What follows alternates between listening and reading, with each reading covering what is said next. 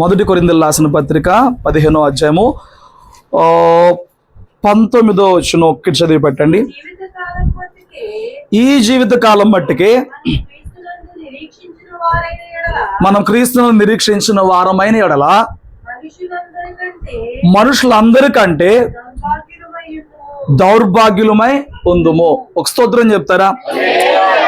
ఒక ప్రశ్న, యేసుక్రీస్తుని ఎందుకు నమ్ముకున్నాం? ఎందుకు నమ్ముకోవాలి?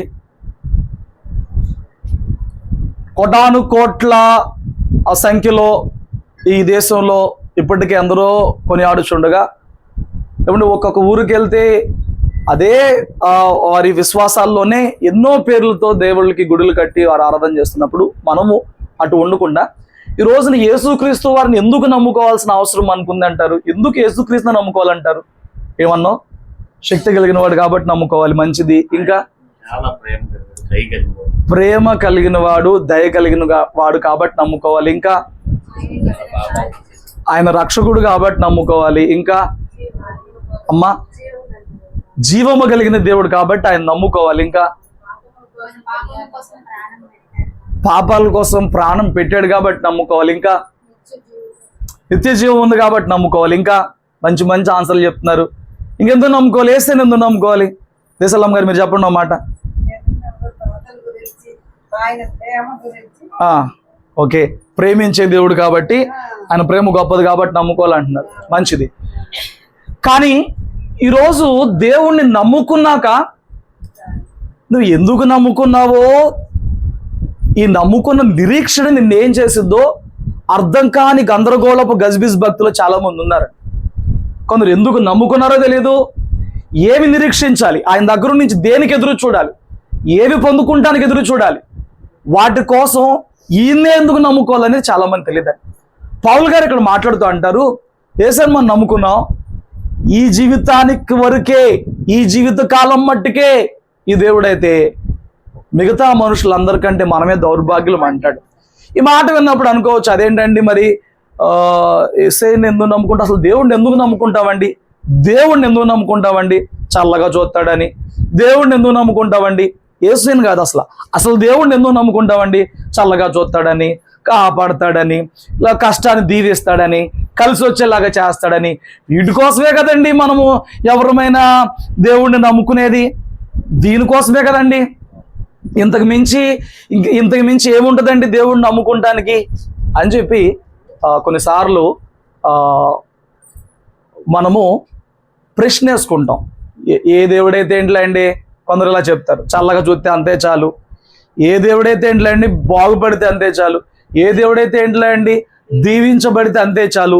ఏ దేవుడైతే ఏంటండి, ఆస్వాదించబడితే అంతే చాలు. ఇక్కడ ఆగిపోవడం వల్ల మీకు తెలిసి ఏం జరుగుతుందో, మనము సాతాను చేత నడిపించబడే అవకాశం ఉంది. ఇక్కడే ఆగిపోతే. ఎక్కడ ఆగిపోతే, దేవుడైతే ఏంటిలే అండి, అంతకుముందు అటు ఉండేవాళ్ళు అలా కలిసాది ఇటు వచ్చారు, వాళ్ళని చూసి 10 మంది వచ్చారు. వీళ్ళు యేసు ప్రభు వారు నమ్ముకున్నాక ఆయన ఆశీర్వదించే దేవుడు కాబట్టి, అద్భుతాలు చేసే దేవుడు కాబట్టి, అదిగా పూరు గుడిసెలో ఉండేవాళ్ళు బంగ్లాల్లోకి వచ్చారు. వాళ్ళని చూసినాక, ఒరే వీళ్ళు ఇంతకుముందు మనకంటే జీవితాల్లో ఎక్కడో వెనకబడిన దౌర్భాగ్యతలో ఉండేవాళ్ళు, ఆర్థికంగా అన్ని రకాలుగా, వీళ్ళు యేసుని నమ్ముకుని 10 ఏళ్లలో వీళ్ళు ఎంత ఆస్వాదించబడ్డారని ఈ కుటుంబం చూసి ఇంకో 10 మంది వచ్చారండి. ఇంతకు మించి ఏం కావాలండి? అక్కడ ఆగిపోతే వినాలి. అక్కడ ఆగిపోతే మనము సాతాను చేత నడిపించబడతాం. ఎందుకు ఏం మాట చెప్తున్నానంటే, ఒకసారి యోబు గ్రంథం 1వ అధ్యాయం చూడండి, 8వ వచనం, 1వ అధ్యాయం 8వ వచనం.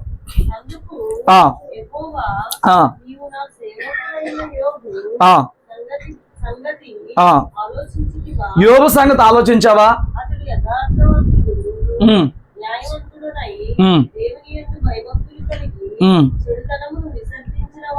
ఎన్ని చేశాడంట? నువ్వు దేవుణ్ణి నమ్ముకున్నావు, నీ దగ్గర ఇవన్నీ ఉన్నాయి అసలు లేవా? మరి ఇంకేంటి నమ్ముకుని? ఎన్ని పాయింట్లు చెప్తున్నాడు? ఎవరు చెప్తున్నారు? దేవుడే. ఏంటంట? నా సేవకుడు యథార్థవంతుడు, న్యాయవంతుడు, భయభక్తులు ఉన్నాయి, చెడుతనమును విసర్జించాడు. అమ్మో, భూమి మీదే. ఇప్పుడు యేసుని నమ్ముకున్నావు కదా, వీటిలో ఏమన్నా నీలో ఉన్నాయా? ఏంటంటే అలాగంటారు? ఇప్పుడు యజమాని లేపాను అనుకో, అయ్యా ఇంత ముందు అసలు నీకు తెలుసుగా నేను అంత పెద్ద ఫైటర్నో ఈ విషయంలో, ఇప్పుడు మరి అంత చల్లబడిపోయాను, ఏమి లేదు, దేవుడు అంటే భయం లేకుండా ఇలా మారానా, దేవుడు అంటే విలువ లేకుండా ఇలాగ ఉన్నానా అని చెప్పి చెప్తావు. Very good. ఇంతకీ ఎందుకు వదిలేసావు వాటి గురించి? ఎందుకు ఎందుకు వాటిని వదిలేసావు? ఎందుకు మానకుండా మందిరానికి వస్తున్నావు? ఎందుకు ప్రార్థన చేసుకుంటున్నావు? ఎందుకు ఎక్కడ కూటమి పెట్టినా పరిగెడుతున్నావు? ఎందుకు ఉపవాసం ఉండమంటే ఉంటున్నావు? ఎందుకు సేవకులకి నీ కష్టార్జితం నుంచి తీసి కానుకలు ఇచ్చేస్తుంది అంతెందుకు అని అంటే సాతాను గారు సమాధానం దీనికి చెప్తాడు కరెక్ట్గా. ఏంటంట? చదవండి. అపవాది ఊరికే ఎవడన్నా ఉన్నాడా? ఎందుకంట మరి చెప్పు. చూడు చూడు చూడు చూడు చూడు నీవు అతనికి, అతని ఇంటి వారికి, కలిగిన సమస్తానికి చుట్టూ కంచి వేసావు. అతనికి, అతని ఇంటి వారికి, అతనికి కలిగింది గడ్డి పరకతో సహా అంతటికి దేవుడు కంచి వేశాడంట. ఒకటి, చేతి పనిని దీవించే దేవుడు అంట, దీవిస్తున్నాడంట. అతని ఆస్తి, అదే చెప్తున్నా, ఇంత ముందు వాళ్ళు దౌర్భాగ్యులండి, పూర్పాకులు ఉండేవాళ్ళు బిల్డింగ్ లోకి వచ్చారు, దేవుడు ఎంత ఆస్వాదించాడో, ఆశీర్వదించినందుకంట. ఇప్పుడు నీ చేయి చాపి అతనికి కలిగిన సమస్తమును మెత్తిన ఎడల అతడు నీ ముఖమును ఎదుటనే దూషించి నిన్ను విడిచిపోవును. మీరు కొన్ని చెప్పారు కదా, మీరు అందరూ కొన్ని చెప్పారు కదా, చెప్పిన వాటిలో చల్లగా చూస్తాడనో, ప్రేమిస్తాడనో ఇంకొన్ని చెప్పారు కదా. అవి ఒకవేళ నీకు ఈ రోజున అవేవి కనబడకపోయినా ఈయనే జీవం కలిగిందుడిని వెంబడిస్తావా? శ్రమంలో కొట్టబడుతున్నావు, నలిగిపోతున్నావు, పిండేయబడుతున్నావు, ఏమండి ఎర్రకొట్టేస్తున్నాడు సాతాను గాడు. స్టిల్ దేవుడి దగ్గర నుంచి ఒక్క మాట రావట్లా, ఒక ఆదరణ రావట్లా, ఒక ఓదార్పు రావట్లా, ఒక ప్రోత్సాహం రావట్లా, ఒక వాగ్దానం రావట్లా. స్టిల్ వస్తే రాకపోతే ఈయనే దేవుడు కదా అని నువ్వు కంటిన్యూ అవ్వగలవా? అవలేరు. ఫోన్ వెళ్ళి తెలుసు సార్, దేవుడు స్తోత్రం. ఈరోజు నా సేవకులు ఎలా తయారు చేశారనంటే ఇలా తయారు చేశారు. నమ్ముకోండి, దేవుడు అంతా కంచేస్తాడు. నమ్ముకోండి, దేవుడు చేతి పని ఆస్వాదిస్తాడు. నమ్ముకోండి, మీ పొరుగు వారి కంటే, మీ పొరుగు వారి కంటే, మీ తోటి వారి కంటే దేవుడు మిమ్మల్ని హెచ్చిస్తాడు. ఇలాగా ఎర్రవేసి క్రైస్తవ్యంలోకి లాగుతున్నారు. కానీ భక్తుడు చెప్తున్నాడు, ఈ భూమి మీద ఉన్నంత కాలం కొరకు కాదు మనం యేసును నిరీక్షించాల్సింది. ఈ భూమి మీద పొందుకునే వాటి కోసం కాదు మనం యేసును నిరీక్షించాల్సింది. ఈ భూమి మీద దీవించబడే విషయాల కోసం కాదు, ఏమండి, ఈ జీవితకాలం కోసం కాదంట. కానీ ఈ రోజున మీరు ఎక్కడికైనా వెళ్ళండి, 195% బోధ ఏముంటుందనంటే, ఏమండి, సాక్ష్యాలు వేస్తారు, డిస్ప్లేలు పెట్టి మరి సాక్ష్యాలు వేస్తారు.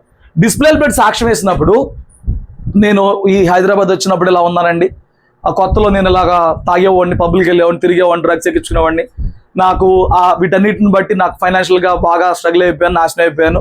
నా ఫ్రెండ్ ఎవడో ఒకటి చూసి, ఒరే ఇట్లా ఎంతకాలం ఉంటావు, సరదాగా రా, అక్కడ ఏదో యూత్ మీటింగ్ జరుగుతుందని తీసుకొచ్చాడు. దేవుడు నాతో మాట్లాడిన తర్వాత నేను తెలుసుకున్నాను, అన్నీ వదిలేసిన తర్వాత దేవుడు నన్ను అంచెలంచెలుగా దీవించడం మొదలుపెట్టాడు. 10,000 పెట్టి స్పాన్సర్ చేశాను. దెబ్బ ప్రమోషన్ వచ్చి ఇప్పుడు ₹1,00,000 జీతం వచ్చేసింది. ఇప్పుడు నాకు కార్లు ఇచ్చారు, ఇప్పుడు నాకు మేడలు ఇచ్చారు. నా యేసే గొప్పడు, మీరు నమ్ముకోండి అంటున్నారు. ఇప్పుడు ఈ సాక్షి విన్న ప్రతోడు యేసుని దేవుని కోసం నమ్ముకోవాలి. కార్లు వస్తాయి, మేడలు వస్తాయి, ఏమండి 10,000 స్పాన్సర్ చేసి పడేసామనుకో, సప్పో ఉంటే పోయింది. ఏమండి, ఎటువంటి ఇన్వెస్ట్మెంట్ పాలసీ కానీ ఇది ఇంకా చాలా బాగుంది, బ్యాంకులో వడ్డీ రావు, బయట వడ్డీకి రావు, ₹10 తిప్పిన ఎంత రాదు, ఏంటి 10,000 పెట్టి స్పాన్సర్ చేస్తే సంవత్సరంలో ఎంత ఆశీర్వాదమా అని చెప్పి ఉన్నదే లేని ఊడ్చిపెట్టి స్పాన్సర్ చేస్తున్నారు. దేవుడు ఏం చెప్పలా, దేవుడు ఏం నేర్పించలా, దేవుడు ఈ భూ సంబంధమైన వీటి కోసం నేను దగ్గరకు వచ్చానని చెప్పలా. సాతాను చెప్తున్నాడు, ఊరికే భక్తి చేస్తున్నాడా అంటే ఏంటి? ఇక్కడ సాతాను గడి మోటివ్ ఏంటి? భక్తి చేసే ప్రతోడు ఇవి వస్తాయంటేనే భక్తి చేస్తారయ్యా, ఇవి వస్తాయంటేనే నేను వెంబడిస్తారయ్యా, ఇవి రావని చెప్పాడు వెంబడిస్తాడని అంటే, యోబు విషయంలో అది పరీక్షించుకున్నప్పుడు యోబు అయితే వీటి కోసం భక్తి చేయాల. ఈ రాత్రి నేను అడుగుతున్నా, నీ భక్తికి మోటివ్ ఏంటి? నిరీక్షణ ఏంటి? దేని కొరకు? యేసు దేని కొరకు? యేసే ఎందుకు? యేసు ఏమి ఇచ్చాడని? ఏమండి, అన్యులకి ఏమీ లేవా?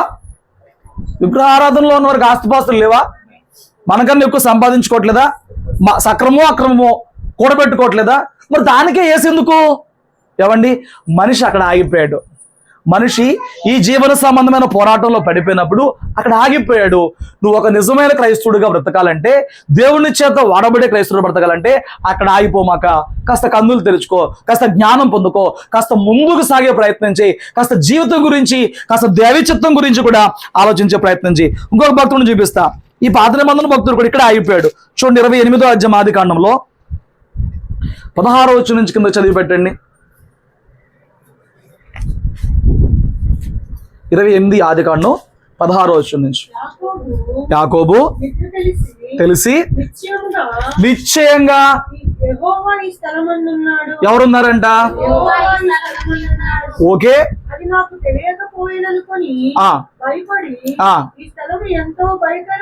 భయంకరము, ఇది దేవుని మందిరమే గాని వేరొకటి కాదు. పరలోకపు గవిని ఇదే అనుకునేను. తెల్లవారినప్పుడు యాకోబు లేచి తాను తలగడగా చేసుకున్న రాయిని తీసి దాన్ని స్తంభముగా నిలిపి దాని కొన మీద నూనె పోసెను. మరియు అతడు ఆ స్థలములకు బేతేలు అని పేరు పెట్టెను. అయితే మొదట ఆ ఊరి పేరు లూజు. అప్పుడు యాకోబు, నేను తిరిగి నా తండ్రి ఇంటికి చూడు ఇప్పుడు ఎందుకు కావాలంటే ఇతనికి దేవుడికి నెంబర్ 1, నేను తిరిగి నా తండ్రి ఇంటికి క్షేమంగా వెళ్ళాలి. దేవుడు నాకు తోడై ఉండి నేను వెళ్ళుచున్న ఈ మార్గంలో నన్ను కాపాడి, నాకు తోడై ఉండాలి, నన్ను కాపాడాలి, తినుటకు ఆహారములు, ఆహారం ఇవ్వాలి, ధరించుకొనుటకు వస్త్రములు, వస్త్రాలు ఇవ్వాలి. నాకు దయచేసిన యెడల యెహోవా నాకు దేవుడై ఉండును. అయిపోయింది. దేవుడు ఎందుకంట?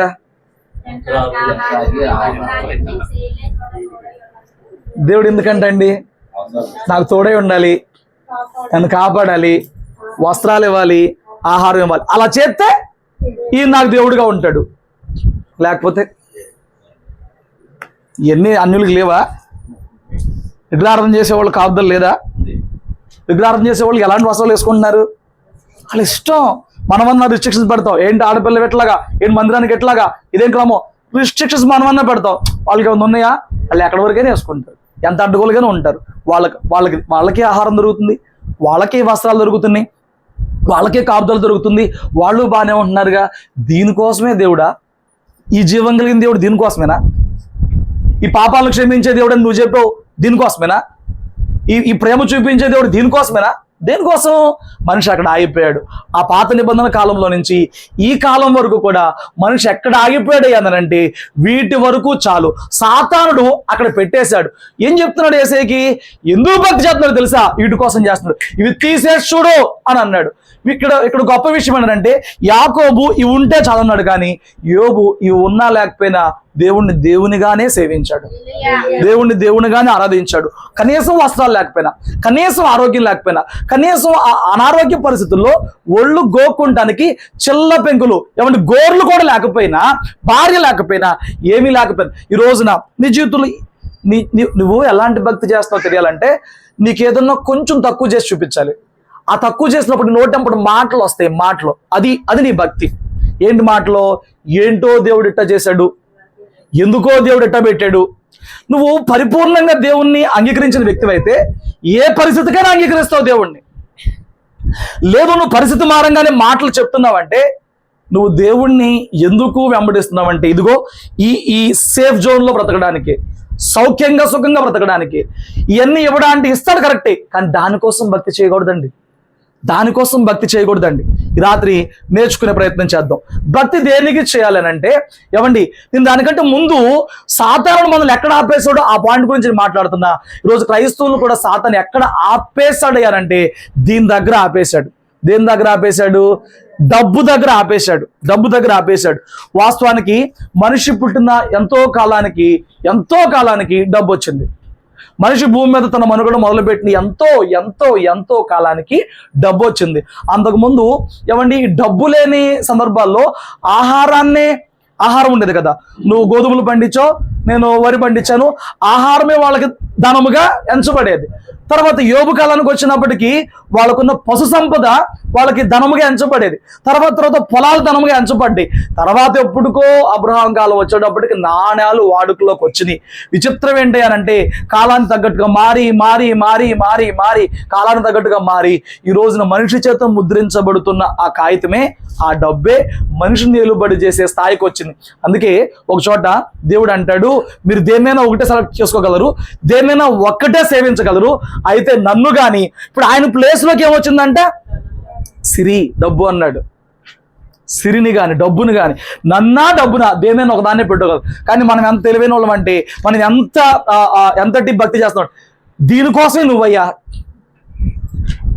దేవుడు ఒకటే అంటున్నాడు, నేనా డబ్బా అంటే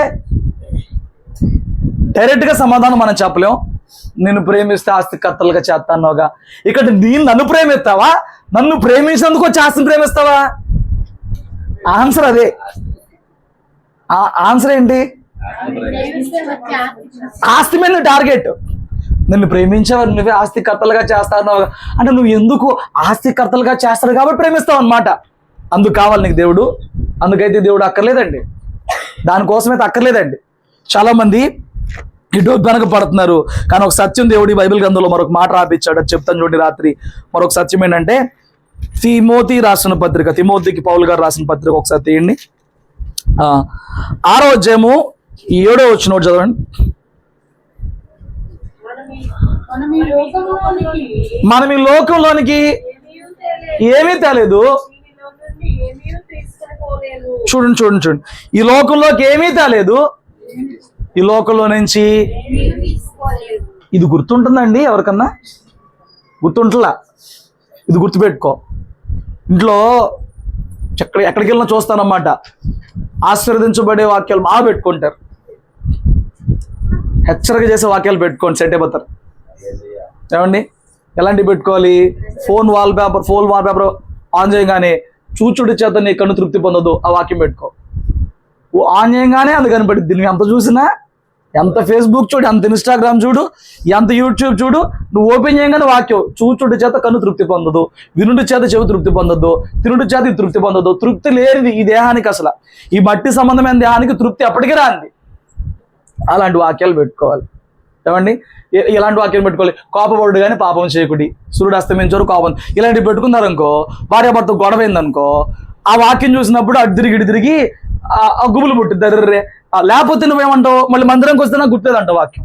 ఇలాంటివి పెట్టుకుని ప్రయత్నం చేయండి. ఏమండి అప్పుడేమైందో తెలుసా? ఈ వాక్యం కూడా ఎక్కడైనా పెట్టుకోండి, ఈ వాక్యం కూడా ఎక్కడైనా పెట్టుకోండి. నీ పరుసు ఓపెన్ చెప్తే పరుసులోనో, లేకపోతే ఏమండి ఇంకా ఎక్కడన్నా పెట్టుకోండి ఈ వాక్యాన్ని. ఈ లోకంలో నువ్వు ఏమీ తేలేదు. ఏమండి నువ్వు ఆఫీస్కి వెళ్ళేటప్పుడు, బండి తీసేటప్పుడు ఎక్కడన్నా కనిపించేలాగా పెట్టుకో ఈ వాక్యం. ఈ లోకంలోనికి ఏమీ తేలా, ఈ లోకంలో నుంచి ఏమీ కూడా తీసుకుని పోలే. మరి వచ్చి వెళ్ళిపోతుంటే మన అనుమాల మరి డబ్బు రాకపోతే ఏమొచ్చింది? ప్రకటన గ్రంథం 14:13 ఉంది దానికి సమాధానం.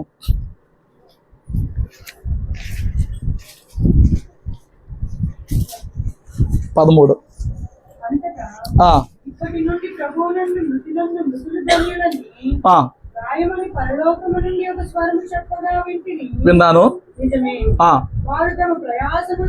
ఎంతో ప్రయాసపడ్డారు, ఇప్పుడు విశ్రాంతి పొందుకుంటున్నారు. వారి క్రియలు వారి వెంట వస్తాయి. ఇది తెలుసా? ఈ వాక్యం నీకు తెలుసా? తెలుసు. ఎంతవరకు గుర్తుపెట్టుకుని నీ క్రియలను రాబోయే జీవితంలో దేవునితో పాటు జీవించడం కొరకైనా నిరీక్షను బట్టి ఎప్పటికప్పుడు సరి చేసుకుంటూ ఎప్పటికప్పుడు ప్రయాసపడుతూ ఉన్నావు. నేను చెప్తాను, నీ భక్తి ఎలాంటిదో చెప్పాలంటే, ఈ మధ్యకాలంలో నీకు సరిగా జరుగుబడి అవట్లా, ఈ మధ్యకాలంలో సరిగా రాబడి రావట్లా, సడన్గా అప్పులు పెరిగినాయి, సడన్గా ఖర్చులు పెరిగినాయి, టైట్ అయిపోతున్నావు. ఇంకొక పక్క నీ జీవితంలో ఇంతకు ముందు కంటే సరిగా ప్రార్థన లేదు, దేవుని వాక్యమే సరైన ఆసక్తి లేదు. ఎట్ ఏ టైం రెండు విషయాల్లో, ఫస్ట్ దేనికోసం ఎక్కువ చింతిస్తావు? మరి అంత అడిగేస్తే ఎలాగయ్యా అవన్నీ కఠినంగా ఉన్నాయి అని అంటే, కఠినం కాదు, నువ్వు తెలుసుకోవాల్సిన విషయాలు. రాత్రి చాలా మందికి ఉన్న సఫర్ ఏంటనంటే ఇదే. చాలామంది సఫర్ అవ్వదు ఏంటారంటే, ప్రార్థన జీవితం స్పాయిల్ అయిపోయింది, మొదటి ఉన్న ప్రేమ పోయింది, మొదట ఉన్న విశ్వాసం పోయింది, మొదట ఉన్న రోషం పోయింది, ఎన్నో చల్లారిపోయినాయి, సభపడిపోయినాయి. దేవుడు 1-2 సార్లు చెప్తున్నాడు, ఒరే నన్ను ప్రేమించరా అని చెప్తున్నాడు, మొదటి ప్రేమ కోల్పోయని చెప్తున్నాడు, విశ్వాసం తెచ్చుకోమని చెప్తున్నాడు, నీతిక్రియలు మళ్ళీ తెచ్చుకో చెప్తున్నాడు. అసలు దాని విషయం జాంతనే, దాన్ని పట్టించుకో. మరి ఏంటి స్ట్రగుల్ అయిపోతామని అంటే, కూర్చున్నా లేచినా పడుకున్నా మనీ మనీ మనీ అంతా అక్కడే ఉంటుంది అనమాట. అయితే విను, నువ్వు దీని గురించి చింతిస్తున్నావు, ఒకవేళ చింతించి ₹1 కోటి కూడబెట్టినా ₹10 కూడా ఎన్మలు రాదు.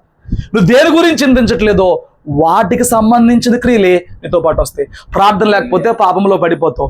ఏమండి, వాక్యం లేకపోతే ఆత్మలో బలహీనమైపోతావు. సాతాను శోధించినప్పుడు దేవుడికి వ్యతిరేకమైపోతావు. నువ్వు ఇలాగా ఈ విషయం చింతించక, ఈ విషయంలో జాగ్రత్త పడక నీ క్రియలను పాడు చేసుకుంటే నీతో పాటు నువ్వు చింతించి కూడబెట్టిన డబ్బు ఎప్పటికీ రాదు. నువ్వు దేని గురించి ఈ రోజున చింతించట్లేదు, ఏ ఆత్మీయత గురించి ఈ రోజు నువ్వు పట్టించుకోవట్లేదు, ఆత్మీయత సరిగా లేని క్రియలు ఏవైతే ఉన్నాయో అవి నీతో పాటు వస్తాయి. ఈ లోకంలోకి ఏమి తేలా, ఏమి తీసుకెళ్ళవు. కానీ వచ్చేది ఏదన్నా ఉందనంటే నీ క్రియలో దేవుని వెంబడించడం మొదలుపెట్టినాక, దేవుని వాక్యం విని నువ్వు నడిచిన నడత, క్రియలు అవే నీతో పాటు వస్తాయి. కానీ చూడండి, ఇది మనం అసలు పట్టించుకోవండి. ఈ విషయం మనం కదా పట్టించుకో. ఏమని, అప్పుడు సంగతి కదా. కొందరికేమో అసలు అప్పుడు సంగతి అవసరంలా, ఈ జీవిత కాలంలోనే ఆగిపోతున్నారు. కొందరికేమో అది ఉంది, కొంచెం ఆ ఐడియా ఉంది. ఎప్పుడంటే శ్మశాన వైరాగ్యం అంటాం. ఎవరన్నా చనిపోయినప్పుడు, మొన్నట్లాగే ఏమన్నా ఉపద్రవాలు వచ్చినప్పుడు, కరోనాలు వచ్చినప్పుడు, ఏమండి పెద్ద ఏమన్నా విపత్తులు జరుగుతున్నప్పుడు, అలాంటప్పుడు ఎందుకండి బతుకు అని అప్పుడు కొంచెం జీవితం మీద, కొంచెం బ్రతుకు మీద వైరాగ్యమో విరక్తో వచ్చి, ఏమండి కొంచెం అప్పుడు అలా మాట్లాడతాం. మళ్ళీ మామూలే, మళ్ళీ బలహీనులే, మళ్ళీ డబ్బే. అయితే నీకు డబ్బు కావాలి, నీకు పోషించబడతాక అన్నీ కావాలి, అచ్చంగా భక్తులను కూర్చుంటే ఇవన్నీ ఎట్లాగయ్యా అని చెప్పని ఒక ప్రశ్న మళ్ళీ సాతాను గారి ద్వారా మనకు వచ్చింది. దేవుడు స్పష్టంగా అని చెప్పేశాడు. ఈ భూమి మీదకి వచ్చినప్పుడు స్పష్టంగా అని చెప్పేశాడు, మొదట నా నీతి నా రాజ్యం వెతుకు, మొదట వెతుకు, అప్పుడు అవన్నీ నీకు వచ్చేస్తాయి. చెప్పాడా చెప్పలేదా? ఎన్నో వాక్యాలు ఉన్నాయండి పట్టుకోవాలి. కానీ ఎట్లాంటి మొదట ఏదే ఆయన నీతి, ఆయన రాజ్యాన్ని వెతకాలి. వెతికామనుకో అసలు ఇది చింతించాల్సిన అవసరం ఏమన్నా ఉందా? మనం ఏం చేస్తాం చెప్పనా, పై పార్ట్ పక్కన పెట్టేస్తాం. ఏసే చెప్పాడు, అన్యజనులు వీటి కోసం చింతిస్తారు. వినాలి, అన్యజనులు వీటి కోసం చింతిస్తారు. వారి దేవతలు వారికి ఏం మాట ఇవ్వట్లేదు కాబట్టి, వారి దేవతలు వారికి ఏం హామీ ఇవ్వట్లేదు కాబట్టి అన్యజనులు వారు చింతిస్తారు. ప్రాణమే పెట్టిన నీకుంటే నువ్వు చింతించాల్సింది దేని కొరకు, నువ్వు చింతిస్తుంది దేని కొరకు? ఏమండి, ఆయన చెప్తున్నాడు, మా ఫ్రెండు ఇలాగా ఎక్స్పైర్ అయిపోయాడని చెప్పని. ఇప్పుడు నువ్వు చెప్పు, ఆయన ఎక్కడ ఉంటాడు అనుకుంటున్నావు? బాడీ సమాధిలో ఉంది కరెక్టే, మనిషి ఆత్మ ఎక్కడ ఉంటుంది అనుకుంటున్నావు? ఎనీ ఐడియా ఏమన్నా కొంచెం? ఏమండి, అది ఎందుకంటే అక్కడ ఆగిపోతున్నాం, మనకి ఇక్కడ వరకే. దీని నెక్స్ట్ ఏం జరుగుద్దో మనము పట్టించుకోవట్లేదు.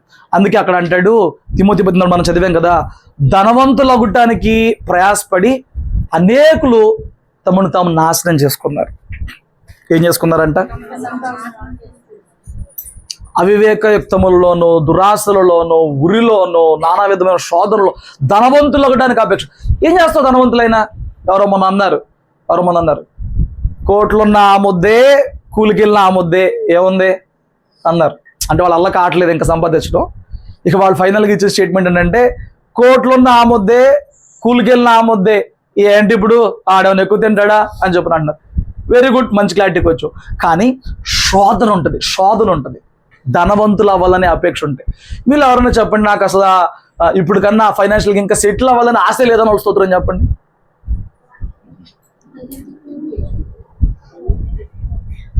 సరే, ఇంతకు ముందు అసలు నా జీవితం మొదలు పెట్టినప్పుడు అక్కడ ఉండేవాడిని ఫైనాన్షియల్గా, ఇప్పుడు ఇంతకు దిగజారిపోయా, నాకు ఎందుకు బాధ ఉండదు అని వాళ్ళు స్తోత్రం చెప్పండి. లేదే, ఇక్కడ మొదలెట్టావు, ఇక్కడికి వచ్చావు, తృప్తి లేదు. అన్నీ బాగున్నాయి, నిన్నటి కంటే వాళ్ళందరికీ బాగుంది, నిన్నటి కంటే వాళ్ళు చాలా బాగుంది, కానీ నీకు తృప్తి లేదు. ఇంకేమంటావు? ఆ ఫ్యాన్ హైట్కి వెళ్తావు, అక్కడన్నా తృప్తి పడతావా? ఎండ్లెస్. అయితే ఈ విషయం గురించి దేవుడు ఒక విచారం వ్యక్తం చేస్తున్నాడు.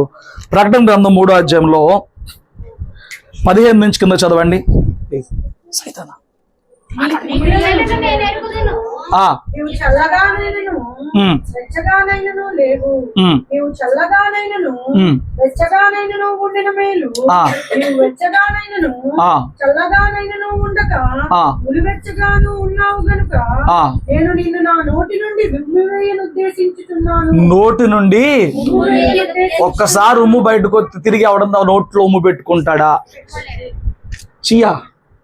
మరి యేసయ్య అదే అంటున్నాడు, నువ్వు ఏ భక్తి చేయట్లేదు, చల్లగాను లేవు వెచ్చగాను లేవు, నులివెచ్చుకుంటావు, మందిరంకి వచ్చినప్పుడు ఫైర్ అయిపోతావు, మళ్ళీ లోకల్లోకి వెళ్ళినప్పుడు సభ పడిపోతావు, ఇలా ఫైరు లేదు అలాగని కోల్డ్ లేదు, ఏమండి అటు ఇటు కొంటున్నావు, నాకు అటు ఇటు కొండ వద్దు, ఉమ్మేసేస్తా.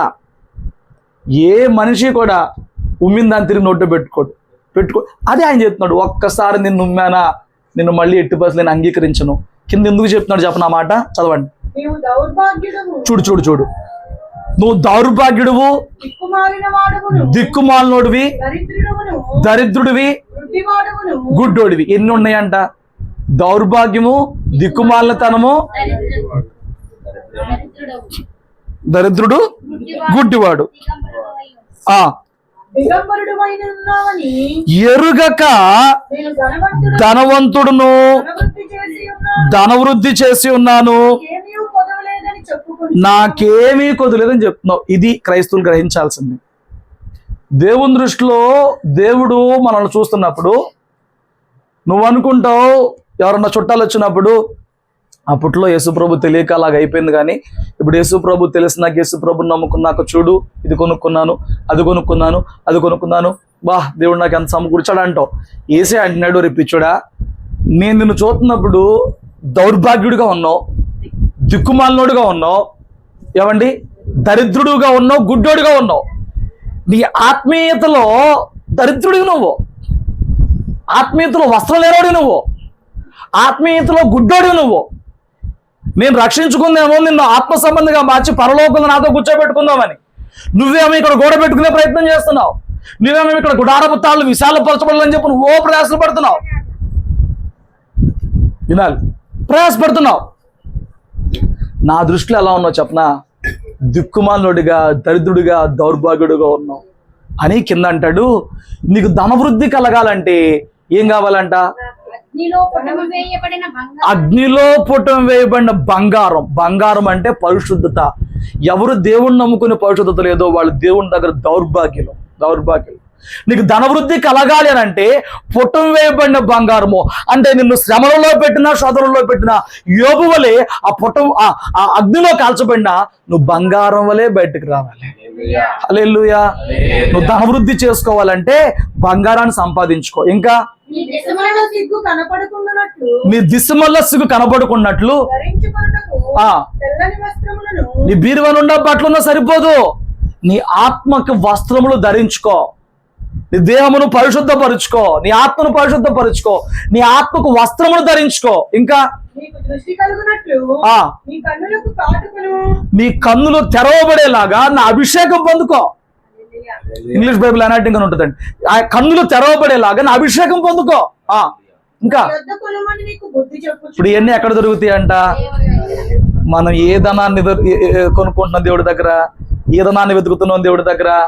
అది ఈ రాత్రి ఆ క్లారిటీ తెలుసుకోవాలి నువ్వు, రాత్రి ఆ విషయం తెలుసుకోవాలి నువ్వు. ఎందుకంటే ఎవరి ఎండింగ్ డే ఏ రోజో ఎవరని చెప్పలేం. దేవుడు నిన్ను ఎందుకయ్యానంటే అక్కడ ధనవంతుడిని చేసి సింహాసనం మీద కూర్చోబెట్టాలని. నువ్వు దేవుణ్ణి ఎందుకయ్యావనంటే ఇక్కడ ధనవంతుడు పోయి భోగభాగ్యాలతో తలతోగాలని చెప్పని.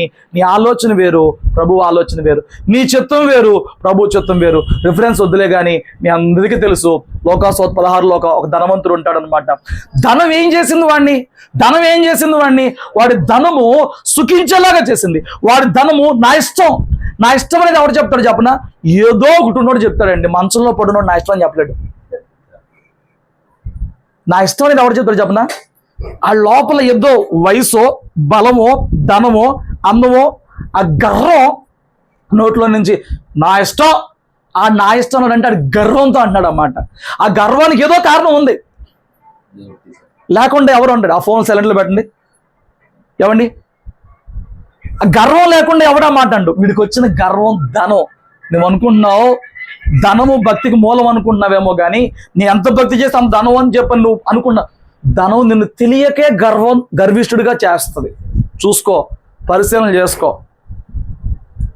నువ్వు ఒక స్టాండర్డ్కి వచ్చినాక నీకన్నా హీనంగా దినంగా ఉన్న వాళ్ళు నువ్వు పక్కన కూర్చోబెట్టుకోలేవు, వాళ్ళతో అడ్జస్ట్ అవ్వలేవు, వాళ్ళ ఇంట్లో ఉండలేవు, వాళ్ళతో పొసగలేవు. మళ్ళా ఆ కిందకి దిగి వాటితో గడపలేవు. ధనము గర్వంగా చేసేస్తుంది. ధనవంతుడు ఉన్నాడు, ఈ ధనవంతుడు విగ్రహార్థకుడు కాదు, ఈ ధనవంతుడు ప్రభువుని ఎరిగిన వాడే, అబ్రహాం సంతానమే, ఇజ్రాయేలుడే. వినాలి. అయితే ఈ ధనవంతుడు ఒకరోజు చనిపోయాడు. ధనవంతుడు పాతాళంలో పడి కేకలేస్తున్నాడు. ఎందుకు కేకలేస్తున్నాడు అయ్యానంటే, వాడు పాతాళంలో పడినందుకు కేకలేట్లా, నేను పాతాళంలో ఉంటే నేను తిని పడేసిన ఎంగులి మెతుకులు తిని నా ఫుట్పాత్ మీద బతికినవాడు, నా ఇంటి వాకిట గుమ్మంలో బతికినవాడు, వాడు నీ పక్కన ఉన్నాడు ఏంటయ్యా అబ్రహాంతో మాట్లాడాడు. చాలా మంది ప్రార్థన చేసేటప్పుడు అయ్యా నీ రొమ్మున అనుకున్నాడు అంటారండి. ఆయన అనుకుంది అబ్రహాం రొమ్మున, ఆయన లాజరు వేసే రొమ్మున అనుకోలేదు. లాజరు అనుకుంది మన పితృడైన అబ్రహాం రొమ్మున అనుకున్నాడు. సరిగా వాక్యం వినండి చెప్పేటప్పుడు. ఈ డిస్కషన్ అబ్రహాముతో చేశాడు, డిస్కషన్ ఏసేతో చేయలేదు. ధనవంతుడు ఎవరితో చేశాడు? అబ్రహాంతో చేశాడు. ఓ అయ్యా అబ్రహామా, నేను నీ సంతానమే కదా, నేను నీ కుమారుణ్ణే కదా, వాడిని సంఖలో పెట్టుకున్నావు, నన్ను పాతాళంలో వదిలేసావు ఏంటి అని అంటే, దానికి రీజన్ అబ్రహాం చెప్తున్నాడు, నీవు బ్రతికినంత కాలం నీకు ఇష్టం వచ్చినట్టు. ఎవడు బతుకగలడు ఇష్టం వచ్చినట్టు? డబ్బు అలాంటిదండి, డబ్బు అలాంటిది. మా బావగారు ఇంతకుముందు కాలేజ్ లెక్చరర్గా ఉండేవాళ్ళు. ఒక 7-8 years బ్యాక్ 25,000 వచ్చేది. బిఎస్ఎన్ఎల్ సిగ్నల్ మళ్ళా కాలేజ్ ఒకటి ఉంటుంది, హనుమాన్ సమేత గుడి ఉంటుంది, పక్క కాలేజ్ ఉంటుంది, ఏదో ఉంటుంది అక్కడ. ఎస్ఆర్ కదండి, నారాయణ చైతన్య సలీం సాగర్ చేసేవాళ్ళకి అంతకుముందు అక్కడ. అయితే జాబ్ చేసుకునేవాడు. మేము జాబ్ చేసుకున్నాడనే మా అక్కనే ఇచ్చాం. కొన్ని రోజులకి కొన్ని పరిస్థితులకి మాకు తెలిసిందంటే ఆయనకి పిలుపు ఉంది, దేవుడు సేవ పిలుపు ఉంది, దేవుడు ఇప్పుడు వాటిని బట్టి ఇప్పుడు సేవకు రమ్మని మొత్తుతున్నాడని కొన్ని విషయాలు అర్థమైనాక అన్నీ వదిలేసుకుని సేవకు వచ్చేసారు. సేవకు వచ్చినప్పుడు సేవకుడు సేవ మీద బతకాలి. కొందరు పార్షియల్గా ఉంటారు, ఓకే లెడ్దాం ఉంటే ఉన్నాయండి. పూర్తిగా చాలా వరకు సేవకుడు సేవ మీద బతకాలి. సో ఇప్పుడు నేను సింగిల్, కనీసం మా అక్క 2 పిల్లలు, ఆయన మొత్తం వదిలేసేసేసి దేవుడు బందరు చూపించాడని బందరిలో ఆడ కూర్చున్నాడు. మొన్నటి దాకా చాలా గడుపుతాను కూడా, చాలా కష్టం అయిపోయింది, చాలా కఠినం అయిపోయింది. అది మాకు బాగాలేదు, ఎందుకంటే మేము ఎంతో కొంత సపోర్ట్ చేసే ప్రయత్నం చేస్తున్నాం. ఏదో మా వంతు మేము మరి ఆ అక్కుంది, మా పిల్లలు ఉన్నారు కదా, ఆదుకోవాలి, సపోర్ట్ ఇస్తున్నాం. ఏదో కొంచెం వెళ్తున్నారు, దేవుడు సమకూరుస్తున్నాడు, దేవుడు మా ద్వారా దేవుడే చేపిస్తున్నాడు. ఒక రోజు మా అమ్మతో ఒక మాట అన్నాడంట. ఏమనంటే, ఏమండి ఈ సమాజంలో డబ్బు లేకపోతే ఎవ్వరికి విలువ లేదండి, డబ్బు లేకపోతేనంట. ఇప్పుడు ఎందుకు అర్థమైంది? డబ్బు ఉన్నప్పుడు డబ్బుని చూసి విలువెత్తారు, డబ్బు లేనప్పుడు ఆవిడ విలువెత్తాడండి? డబ్బు లేనప్పుడు ఆవిడ విలువెత్తాడా? నేను సేవకి వెళ్తాను, జాబ్కి వెళ్తాను తెలియక సేవకుల కింద అలా తిరుగుతూ కనిపెడుతున్నప్పుడు దేవుని మాట కోసం నన్ను ఎంతమందిని విమర్శించారో. ఇప్పుడు ఏం కావాలి? వయసు వచ్చిందంటే తెచ్చేయాలి. ఇది లేకపోతే విలువ లేదంట. ఆయన రియలైజ్ అయ్యాడు. అది చూసినాక నేను పరిశీలన చేసుకున్నా, నేను అబ్జర్వ్ చేశాను. అసలు ఎలా ఉందని నిజమే, మనుషులు విలువిచ్చేదంతా ధనవంతుడు కదా. మరి అక్కడ రాయబడిన మాట, లాజరు కోసం దేవదూతలు వచ్చారంట. ధనవంతుడు పడతనే పాతాళానికి వెళ్ళిపోయాడంట. అది దేవదూతలు రాలా, ధనవంతుడు కదా. ఇప్పుడు అదే ధనవంతుడు వెళ్ళి ఒక చోట భోజనాల మీటింగ్ జరుగుతాడు, కూర్చుంటే మిగతా వాళ్ళు ఎలా ట్రీట్ చేస్తారు? లాజరు వెళ్తే ఎలా ట్రీట్ చేస్తారు? నేను తినేసి ఎంగిలి మెతుకులు పడేస్తాం, అప్పుడు దాకా ఆ బయట కూర్చో, ఆ బయట నుంచో భోజనాలు అయ్యేదాకా అంటారు. అవునా కదా? ఇక్కడే ఈ తారతమ్యాలు, ఇక్కడే ఈ భేదాలు. లాజరు చనిపోయినాక దేవదూతలు వచ్చి పట్టుకెళ్ళి అబ్రహాం రొమ్మును కూర్చోబెట్టారు. ధనవంతుడు చచ్చిపోయినాక పాతాళంలో పడిపోయాడు. ఈ సత్యం తెలియక చాలా మంది దేవుణ్ణి ఎందుకు వెంబడించాలి, ఎలా వెంబడించాలి, ఏమి పొందుకుంటానికి వెంబడించాలి, ఎలాగ భక్తిలో తయారవ్వాలి, ఈ జ్ఞానం లేక భక్తి చేస్తున్నారు అంతే, వెంబడిస్తున్నారు అంతే. ప్రయాసపడుతున్నారు అంతే. ప్రభు దగ్గర భౌతికమైన వాటినే ఆశిస్తున్నారు అంతే. భక్తి ప్రయాసకి ఏమంటే సాక్ష్యంగా ఏం చెప్తున్నారు అంటే ఇది కొనుక్కున్నా, అది కొనుక్కున్నా, అది కొనుక్కున్నా, అక్కడ ఆగిపోతున్నారు అంతే. నువ్వు కొనుక్కునేవన్నీ నీకు సంపాదనగా మారుతాయి. నువ్వు సంపాదించేవన్నీ నిన్ను గర్వించేలాగా చేస్తాయి. నీ గర్వం నా ఇష్టం అనేలాగా చేస్తుంది. నా ఇష్టం అనేలాగా చేస్తుంది నీ గర్వం. హిజ్కియాని చూసారా? ఉజ్జియాని చూసారా? ఉజ్జియా ఏమీ లేనప్పుడు దీనుడుగా ఉన్నాడు దేవుడి దగ్గర. దేవుడు అంతకంతకు ఆశీర్దించారంట. ఆశీర్దించిన తర్వాత గర్వించి దైవజనుల మీదే తిరుగుబడిపోయాడు, అంత తయారయ్యాడు. ఎందుకు? స్థాయి, స్థితి, పేరు, పరపతి, ఆస్తి, ధనము ఇవన్నీ ఏం చేస్తున్నాయి? దేవునికి విధేయత చూపించకుండా గర్వించేలా చేస్తుంది. ధనవంతుడికి ఆకలి పడితే అబ్రహాం చెప్పాడు, నాయన బతుకున్నంతకాలం నా ఇష్టం అన్నావు. చూడండి, నా ఇష్టం అనేది ధనమున్నోడే కాదండి, దురాత్తుల చేత పీడించబడే ప్రతివాడు, వాడు తాగుల్లో ఉన్నా, వాడు వ్యభిచారంలో ఉన్నా, వాడు జోదుల్లో ఉన్నా, వాడు ఇంకా వేరే ఎటువంటి బానిసత్వంలో ఉన్నా, వాళ్ళలో ఉన్న దెయ్యం ఈ మాట మాట్లాడించింది. ఏమని తెలుసా? నా ఇష్టం. తల్లి అడగని, చెల్లి అడగని, ఎవరైనా అడగని, నేను అడిగా అనుకో, నా ఇష్టం అనేది సైతాన్ గడి మాట. ఆ మాట్లాడదన్నా చెప్తున్నారా? నా ఇష్టం అమ్మా ఏంటి? సైతాన్ గడి మాట అది. ఆ మాట నోటికి రాకూడదు. ఇక్కడ విషయం చెప్పనా? ఆ ధనవంతుడు చేసిన పాపం ఏంటంట? నా ఇష్టమే పాపం. అక్కడ అబ్రహాము, నా కుమారుడా నువ్వు 2 పిల్లల్ని పెట్టుకున్నావుగా అన్నాడా? నా కుమారుడా నువ్వు దొంగతనం చేసావుగా అన్నాడా? నా కుమారుడా నువ్వు మందు తాగావుగా అన్నాడా? ఇవేవి కంప్లైంట్ కాదు. ఇన్ని పాస్ అయ్యాడు. ధనము తెచ్చిన తెప్పులో నా ఇష్టంలో బతికాడు. నా ఇష్టంలో దేవుని చిత్తం మర్చిపోయాడు. నేను అంటున్నాను, ఈరోజు క్రీస్తు యొద్దకు వచ్చావు, ప్రభు దగ్గరకు వచ్చావు, నీవు దేని కొరకు ప్రభువుని వెంబడిస్తున్నావు? నువ్వు ఈ లోకంలోనికి ఏమి తెలా? నువ్వు ప్రయాసపడుతున్న ఏ ధనము నీతో పాటు పరలోకి రాదు. ఆయన వెతికావా? నిధి రాజాన్ని వెతికావా? అన్నీ వచ్చేస్తాయి. ఆయన్నే వెతుకుతూ ఉండాలి. వచ్చే వాటిని పక్కన పెట్టేయాలి. ఎంత పక్కన పెడతావో అంత వచ్చింది. నీకు వచ్చిన తన ఎంత లక్ష్యం పెట్టకుండా ఉంటావో, నీకు వచ్చిన డబ్బును చూసి ఎప్పుడు మురిసిపోకుండా ఉంటావో. ఏమండి, బ్యాంక్ బ్యాలెన్స్ 0 అయినా నువ్వు అట్లాగే ఉండాలి. బ్యాంక్ బ్యాలెన్స్ ఒక్క నెలలోనే 2 లక్షలు 3 లక్షలు పెరిగినా నువ్వు అంతే ఉండాలి. దేవుణ్ణే వెతకాలి. అప్పుడు నువ్వు పట్టించుకొని ఏదైతే ఉందో అది పెరుగుతానే ఉంటుంది. ఏమండి, కానీ మనం ఏం చేస్తాం చెప్పనా? మనలో ఉన్న ఆ ధైర్యం బ్యాంకులో ఉన్న బ్యాలెన్స్, మనలో ఉన్న కృంగుదల బ్యాంకులో లేని బ్యాలెన్స్. కానీ నీ ధైర్యం దేవుడు కాదు, నీకోసం ప్రాణం పెట్టిన ప్రభువు కాదు, సమకూర్చే దేవుడు కాదు. నీ ధైర్యం డబ్బు, నీ బలం డబ్బు, నీ పౌరుషం డబ్బు, నీ గర్వం డబ్బు, నీ ఇష్టం డబ్బు, నీ కృంగుదల డబ్బు, నీ ధైర్యం డబ్బు, నీ నీరసం రోగం డబ్బే. ఏమండి, నువ్వు ఆడి పక్కకి వెళ్తావు, జాగ్రత్త. ఆవిడ పక్కకి వెళ్తావు, ఆడి పక్కన సీట్ నీకే పెట్టారు. ఎందుకు పెట్టారు చెప్పనా? ప్రభువు నీ కోసం వచ్చింది ఎందుకయ్యానంటే, ఏమండి, ఈ భూమి అశాశ్వతమైంది, ఈ భూమి మీద జీవితం చాలా తాత్కాలికమైంది, ఈ భూమి మీద జీవితాన్ని బట్టి శాశ్వతమైన తీర్పు రాబోతుంది. నువ్వు ఉన్న పాపంలో నుంచి నువ్వు విడిపించుకోలేవు. దాని కొరకు ఆయన వచ్చి విడిపించిన కొరకే క్రైదనంగా రక్తాన్ని చెల్లించిన వాడిగా ఉన్నాడు. ఏమండి, అవసరమైతే యోబులాగా శ్రమలన్నా పడతాకు సిద్ధపడాలి. అవసరమైతే పౌలు శీలలాగా చలసాలన్నా ఇష్టపడాలి. చాలా మంది కొన్నిసార్లు అంటారు, నా జీవితంలో ఎప్పుడు కోర్టుకు వెళ్ళాను. నన్ను ఎవరో చెప్తున్నారు, నా జీవితంలో ఒకసారి కోర్టుకు వెళ్ళాను, దానికే నాకు తల కొట్టేసినట్టు అయిపోయింది. ఎందుకు కొట్టేసినట్టు అయిపోద్ది? మనుషులకి అది పెట్టింది. కోర్టులు పెట్టింది మనుషులకేనా? కోర్టులు పెట్టి న్యాయాన్ని సంపాదించుకుంటానికేనా? న్యాయాన్ని సంపాదించుకుంటే కోర్టులు పెట్టింది. తప్పేంటండి? కోర్టుకి వెళ్ళు. హాస్పిటల్కి ఎందుకు వెళ్తావు? రాకపోతే వెళ్తావు.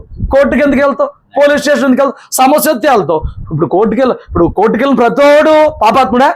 జైలుకి వెళ్ళిన ప్రతోడు, అదే స్టేషన్కి వెళ్ళిన ప్రతోడు పాపాత్ముడా? ఎవరు చెప్పారు ఇవన్నీ? స్తోత్రం చెప్పండి. హల్లెలూయా. నేను అంటున్నాను, ఈ రాత్రి నువ్వు తెలుసుకోవాల్సిన విషయాన్ని పట్టుకో. ఈ రాత్రి సత్యాన్ని పట్టుకో. యేసయ్య ఎందుకు వచ్చాడు? నీకు విమోచన క్లేదనంగా ప్రాణం పెట్టి తీర్పు ఉంది, ఇక్కడ కొంతకాలం జీవితమే సిద్ధపరచడానికి నిన్ను వచ్చాడు.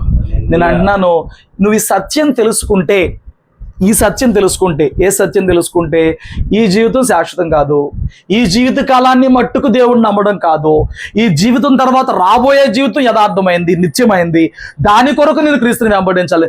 ఈ సత్యం ఎరిగితే ఈ జీవితం మారిపోద్ది. ఇప్పుడు అక్కడ ఏసే తిట్టాడు చూడు, నువ్వు దౌర్భాగ్యుడివి, దిక్కుమాలినోడివి, దరిద్రుడివి, గుడ్డోడివి, కానీ నేను ధనం సంపాదించుకున్నాను అనుకున్నాం. ఈ తిట్లు మనకు రావు. నిత్యత్వం వైపు చూసి భక్తి చేసేవాడికి తిట్లు రావు. నిత్యత్వం వైపు చూసేవాడికి ఈ లాభ నష్టాలు పెద్ద ఫరక్ కాదు, అంటే వాడికి లెక్క పడదు, వాడికి పెద్ద విషయం కాదు అది. ఈ లాభ నష్టాలు, బ్యాంక్ బ్యాలెన్స్లు నిత్యత్వం వైపు చూసి భక్తి చేసేవాడికి విషయం కాదు. నేను అంటున్నాను, నిత్యత్వం వైపు చూసి రక్షణ పొందుకో, నిత్యత్వం కోసం బాప్తిసం పొందుకో, నిత్యత్వం కోసం మారుమనసు పొందుకో. ఈ భూ సంబంధమైన వాటి కోసం కాదు. వింటావా? యేసుని నమ్ముకోవాల్సింది ఎందుకయ్యానంటే, బాప్తిసం తీసుకుంటే తాగడం మానేస్తాను కాబట్టి ఆరోగ్యం బాగుంటుంది. ఆరోగ్యం బాగుంటానికి కాదు, నువ్వు పరలోకంలో ఉండటానికి బాప్తిసం తీసుకోవాలి. ఈ సత్యం అర్థమైనాక, ఏమండి, నువ్వు రక్షణ పొందుకుంటే, రక్షణ పొందుకున్నాక నీ జీవితం ఖచ్చితంగా మార్చబడాలి. ఈ సత్యం అంగీకరించి నువ్వు రక్షణ పొందుకుంటే నువ్వు ఇతరులకి వేరుగా మార్చబడాలి, నువ్వు ఇతరులకి వేరైన వ్యక్తిగా ఉండాలి. చూడండి, మీకు ఒక విషయం చూపించి నేను వివరించగలుగుతాను. తిమోతికి రాసిన ఇదే పత్రికలో, మొదటి తిమోతి పత్రికలోనే 1వ అధ్యాయము 12 నుంచి కింద చదవండి. పూర్వము దోషకును తన పరిచర్యకు నియమించి నమ్మకమైన వానిగా ఎంచినందుకు నన్ను బలపరిచిన మన ప్రభువైన క్రీస్తు యేసునకు కృతజ్ఞుడనై ఉన్నాను. తెలియక అవిశ్వాసము వలన చేసి తెలియదు, అవిశ్వాసం కాబట్టి నేను కనికరించబడ్డాను.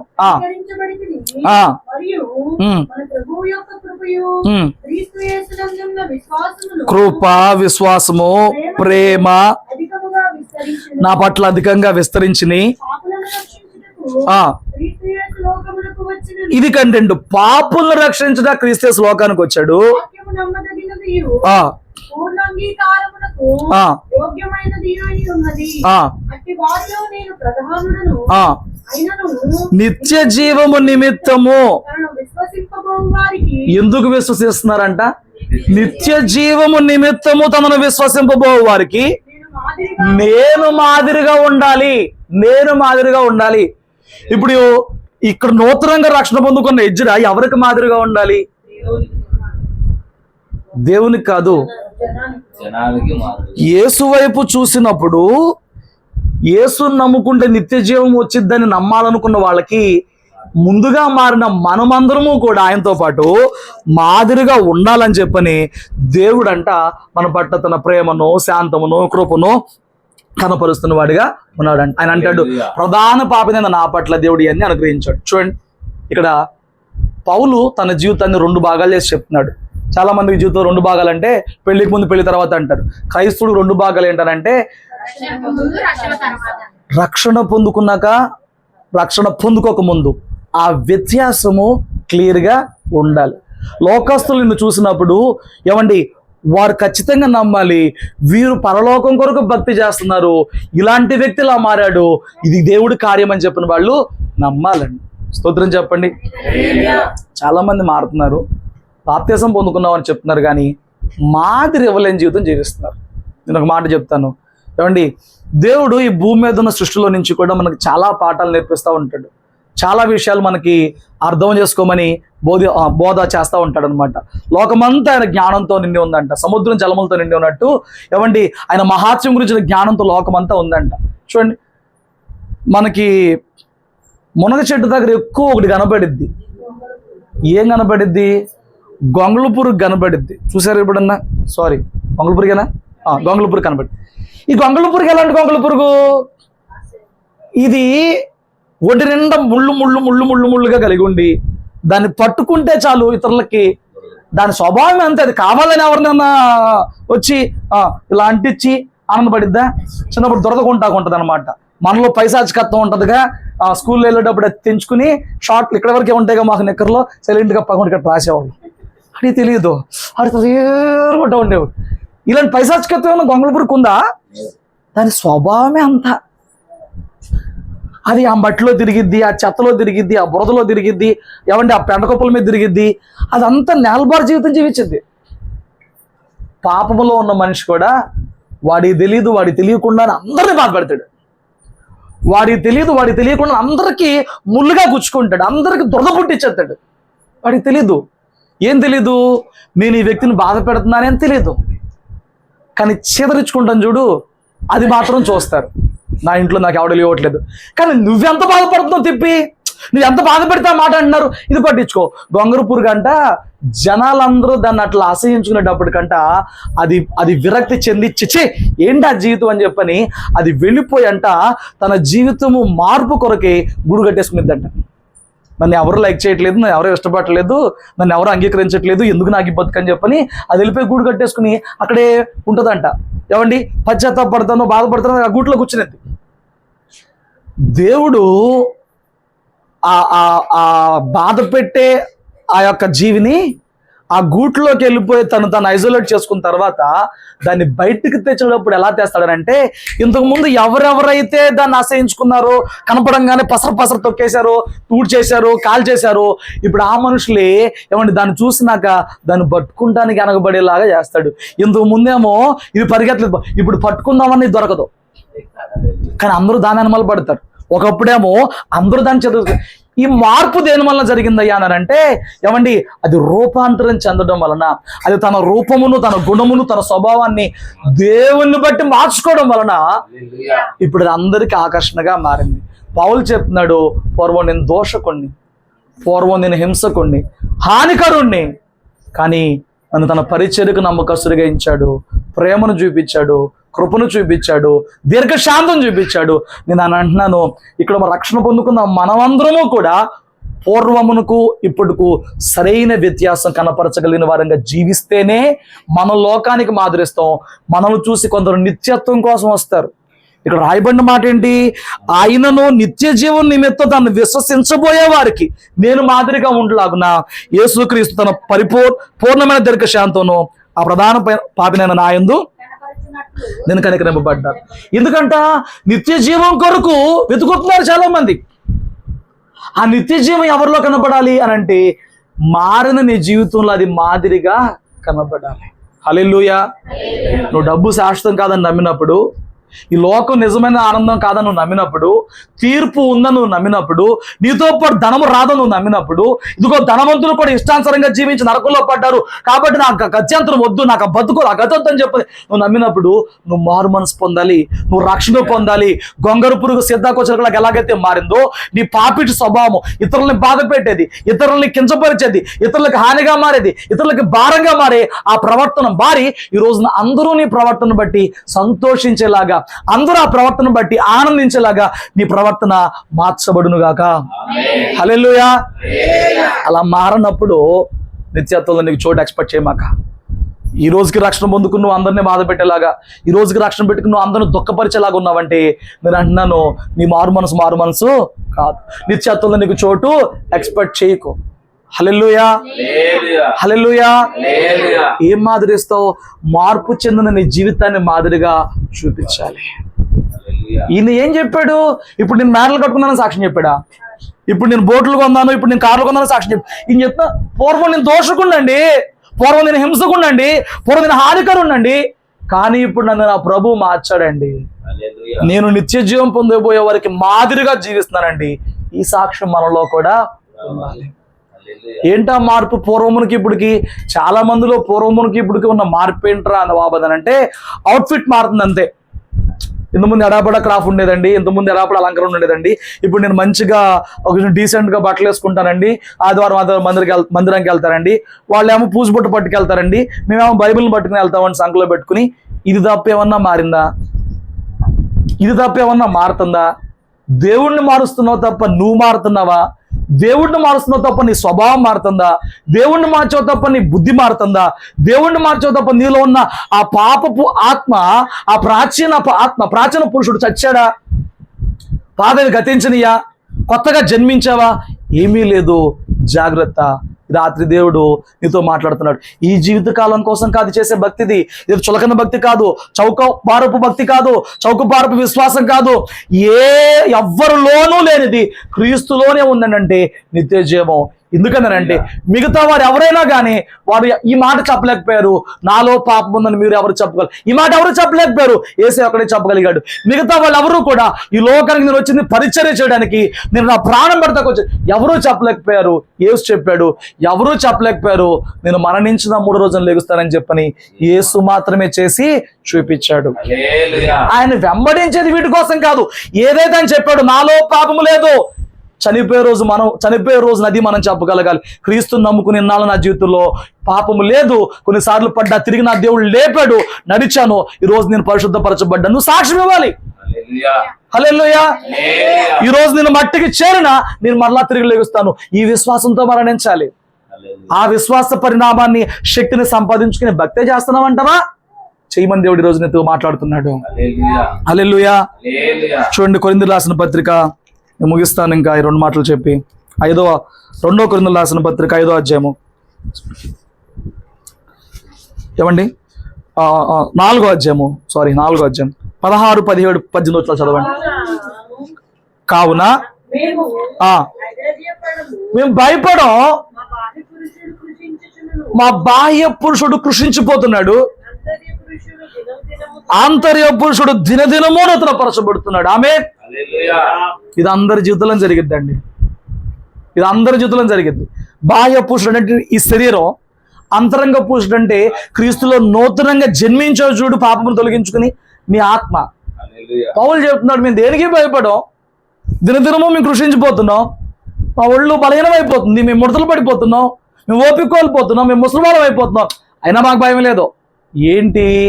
అంతరంగంలో మేము ఆత్మలో దినదినము నూతన పరచబడుతున్నాం, దినదినము నూతన బలమును పొందుకుంటున్నాం. ఏమండి? ఇదే లోకానికి నువ్వు మాదిరి చూపించాలి. నువ్వు భౌతికంగా ఎంత కొట్టబడుతున్నా, నువ్వు ఆర్థికంగా ఎంత కొట్టబడుతున్నా, నువ్వు ఆరోగ్యపరంగా ఎంత కొట్టబడుతున్నా, కుటుంబంలో ఉన్న పరిస్థితి ఎంత కొట్టబడుతున్నా, నువ్వు లోకానికి చూపించాల్సింది దినదినము నూతన పరచబడుతున్న నీ విశ్వాసాన్ని, దినదినము నూతన పరచబడుతున్న నీ యొక్క ఆత్మ యొక్క బలమును, విశ్వాసమును, ఏమంటే ప్రేమను, దేవుని పట్ల నీకున్న ప్రేమను, రోషమును, ఆ తీర్మానమును ఈ భౌతికమైన ఎట్లాగున్నా నువ్వు దాన్ని కనపరిచి చూపించాలి. హల్లెలూయా. స్తోత్రం చెప్పండి. అర్థం చేసుకోండి, నేను భౌతిక సంబంధాన్ని అడుగుని తక్కువే మాట్లాడతాను, ఎందుకంటే ఇవి ఇక్కడ మిగిలిపోయాయి. పర్టికులర్స్ నా గురించి ఎక్కువ మాట్లాడతాను. స్తోత్రం చెప్పు. వాళ్ళు బాహ్యంగా కృషించిపోతున్నారంట.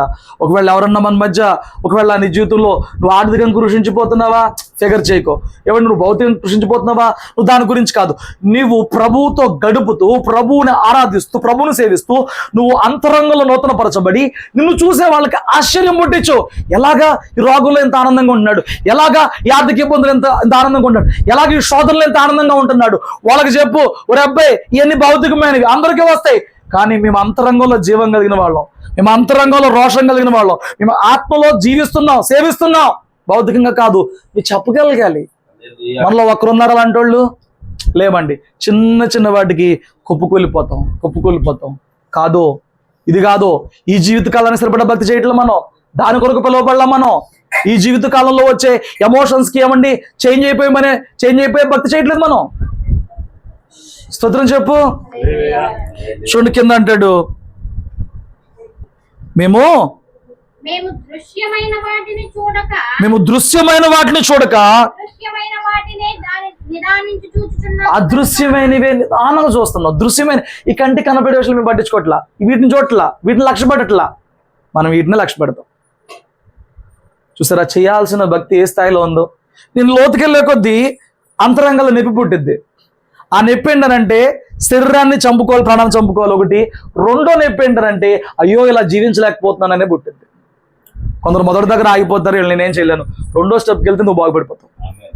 ఈ భక్తి నేను చేయలేకపోతున్నానే, ఈ మైండ్తో నేను ఉండలేకపోతున్నానే, ఈ మార్గంలో నేను రాలేకపోతున్నానే, ఇక్కడికి వస్తే ఏమైనా సెట్ అవుతావు. హల్లెలూయా.